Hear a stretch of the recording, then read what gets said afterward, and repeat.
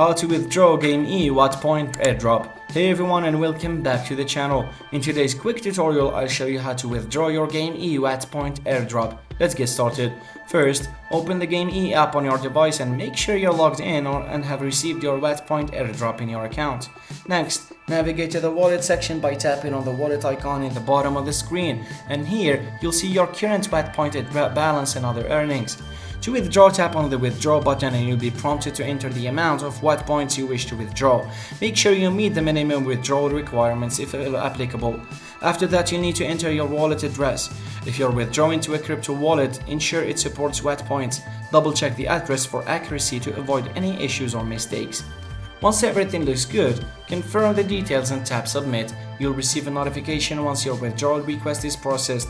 And that's it, you've successfully withdrawn your Gamee Point airdrop. If this video helped you, please give it a thumbs up and subscribe for more tutorials. Thanks for watching.